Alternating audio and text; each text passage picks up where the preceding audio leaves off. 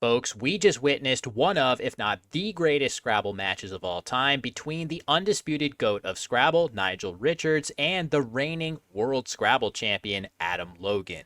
The inaugural WESPA Word Wars best of 15 match between these two set a new standard for Scrabble gameplay at the highest level. So let's dive right into the recap. The match gets off to an electrifying start, with Adam landing the first bingo of the match in Crownets for 78. Nigel immediately one-ups him with Arborize for 108, which he sees and plays quickly, but not to be outdone, Adam draws well-balanced bingo tiles that combine perfectly with the open C and plays Incented for an 158-point triple-triple, seizing command of the game. Nigel hits back with a 51-point Z play and two back-to-back bingos of Ragbolt and Mordant to somehow claw his way back to within 20, but his racks degrade from there while Adam draws both blanks late and plays the lovely Pinotage for 89 en route to a big opening win. Adam starts fast in Game 2 with the 102-point double-double of Raitinas and never relinquishes his lead en route to a second straight win. And in Game 3, after a cagey opening few moves, Nigel lands the first bingo with Hedgier for 90. Once again, Adam is perfectly positioned to respond with Garrote for an 122-point triple-triple, his second in just 3 games. From there, both players trade a barrage of bingos with the lead changing hands each time, but in the end, Adam earns yet another win en route to a stunning 3-0 start to this match. In Game 4, Nigel holds a 63-point lead in the late game with both blanks still unseen, and he plays Air Long for 18, trying to draw a blank while blocking off much of the board. However, Adam has just drawn both blanks and makes the excellent find of Nidated for an 86-point 5-overlap double-double. If he can draw a flexible 2-tile scoring combo, he may well be able to win his 4th straight game. However, he draws IO instead, allowing Nigel to squeak out a tight endgame to get on the board with his first win. Looking to build on that momentum, Nigel is in some trouble in Game 5, down by a bingo and holding 2 U's and 2 L's in the mid-game. He makes the engine-approved choice of pull out for 22, keeping the board open at a deficit. But Adam immediately hammers the open lane with Emigrate for 149, his 3rd triple-triple in just a 5-game span, immediately seizing an unassailable lead en route to his 4th win. In Game 6, Adam jumps out to an early lead with Moisture and Trochite, but Nigel fights back with Cadell to retake the lead, and after the impressive and obscure Bakgat blocking the triple, Adam has 2 playable bingos in Lanolin and Landline. The latter scores 4 more points and is slightly preferred by the engine. Adam has a sliver of doubt in the word and chooses Lanolin instead. A minor mistake, but here it's one that allows Nigel to play Wolf for 45, saving his QU combo with a great spot open for it. After Adam's Hoff, Nigel gets the A he needs for the 67-point follow-up of Qua. A couple moves later, Adam plays off his X and N with 3 tiles in the bag, and he draws into Inferiors as a potential game-winning out bingo. But Nigel realizes this is the only playable bingo from the unseen pool and blocks it with Newsed, which is just enough to outrun Adam's best potential scoring plays on the top row. The timely block solidifies Nigel's 2nd win of the series. In Game 7, Adam has a classic short versus long opening dilemma between Fee and Feint. In this case, he opts for the higher scoring word, but this choice allows Nigel to convert his terrible tiles into a bingo through the eye with Lunging, and he follows up a few turns later with the stylish Clerkdom for 95. Still, Adam eventually finds himself with a bingo rack and can play Stellas with some tricky overlaps for 71 to retake the lead. Potentially feeling some time pressure, he quickly plays in the more straightforward spot for 68 instead. This placement opens some bingo lanes, which could be a good thing for Adam here, but once again, Nigel seizes the opportunity to answer with a decisive bingo of Vaginant. As with Lunging, Nigel would not have had a bingo after Adam's other option. After Nigel's win in Game 7, the match stands at Adam 4, Nigel 3 after the first day of play. Adam is in a great position in the match with a lead after day 1, but Nigel remaining close despite a 12-2 disparity in blanks drawn is also an amazing feat.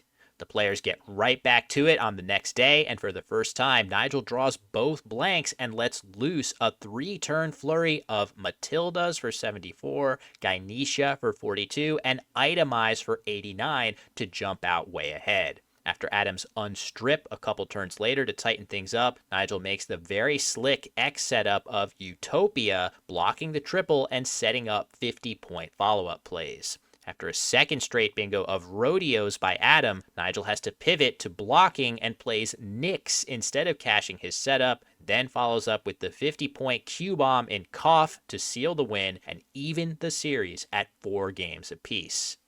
Game 9 starts slowly with Adam opening with Chi, Nigel attempting to set up his J, and Adam wisely blocking the setup rather than taking higher scoring plays. Up by about 40, Adam has one and only one playable bingo here in Shoplift, and he bravely elects to play it despite the potentially huge S-hook. If Adam can draw an S before Nigel, this choice could allow him to seize immediate control of the game. However, Nigel has a blank in hand, and he burns it to play the massive Saxmen for 99. This could be a huge turning point, but Adam draws and plays the bingo of Runtish to retain his lead, and he remains one step ahead from there to retake control of the match. In Game 10, after Adam's Way, Nigel has the second blank and has bingos like Glancers available, but he shocks the audience by playing the 24-point Legs instead. Unsurprisingly, the engine likes this idea, leaving a much more difficult board to score on for Adam and saving the CR combination to shoot for much higher scoring bingos next turn through the H of Way. In this particular case, Nigel's choice also blocks Adam's potential bingo of Illumin, forcing him to pivot. He decides to open the board with good bingo tiles in reserve, but his play of Moo gives Nigel the enormous counter of Formica for an 103-point double-double, which he quickly sees and plays. However, Nigel circles the wrong letter on the blank slip, marking a C rather than the M. Adam notices the mistake just in time to challenge the word off of the board. It's a devastating mistake for Nigel and an incredible stroke of luck for Adam, as he can now play his own bingo of Laweens for 79, a word which would not have fit on the board after the proper spelling of Formica. This is an 180-point swing that completely changes the trajectory of this game. Still, Nigel keeps fighting, and he makes a mind-blowing choice in the late game. With X for 52 points available, he instead holds on to his E to play just the X for 25 instead. He's shooting for the big bingo of Naivist for 98. And while he doesn't draw the A he needs, the K does give Nigel a potential kissed vein for 69.